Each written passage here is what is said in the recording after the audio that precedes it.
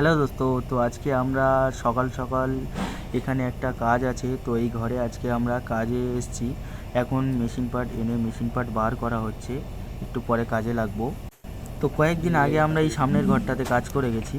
কাজ করার পরে কিছুদিন পরে এই ঘরে আবার কাজ করতে এসেছি, ওর ওর সামনে যে ঘরটা আছে ওই ঘরে আবার কাজ করতে এসেছি আমরা।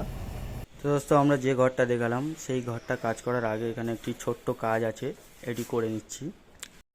তো আমাদের এখানে এই দাদা যে পরিষ্কার করছে দেখতে পাচ্ছেন, গ্লাসের পাশে অনেক আবর্জনা গাছের পাতা টাতা পড়ে আছে।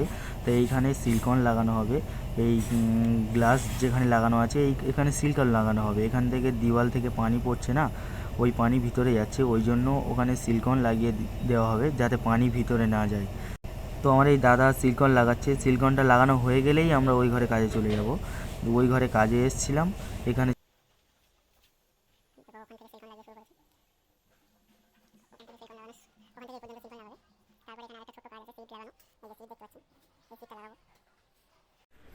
देखो ওখানে সিলিকন লাগাচ্ছে। আসলাম ভাই, তোরা ইধার হাই বল দো।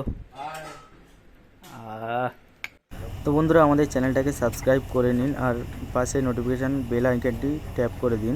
তো আমাদের তো বন্ধুরা দেখো, আমাদের এই মিস্ত্রি এখন সাফ সাফাই ব্যস্ত,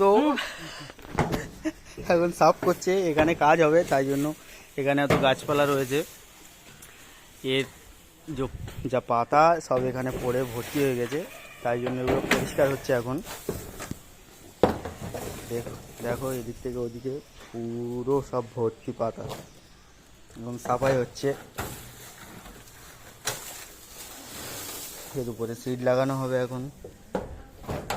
এর উপরে পানি পড়লে পানির ভিতরে একটু একটু ছিটকে ছিটকে যায়, তাই জন্য এর উপরে সিট লাগানো হবে। আমরা এক্ষুনি সিট লাগাবো। তো বন্ধুরা দেখুন, সিট লাগানো চালু হয়ে গেছে। তো দাদা একাই কাজ করছে, আমি শুধু ভিডিও বানাতে ব্যস্ত আছি। সাইডে কাজে এসেছি, আমি একটু হেল্প করব কি না, আমি হেল্প করা নয়, শুধু ভিডিও বানাচ্ছি, যে ভিডিও বানিয়ে আপলোড করার জন্য ভিডিও বানাচ্ছি, আর দাদা একাই কাজ করছে। তো বন্ধুরা, চ্যানেলটা সাবস্ক্রাইব করে দাও, প্লিজ সাবস্ক্রাইব করে দাও। দেখতে তো পাচ্ছেন এরকম এই অবস্থা আমাদের। দেখো বন্ধুরা, তো সিট কীরকম করে লাগানো হয় একটু তোমরা দেখে নিই।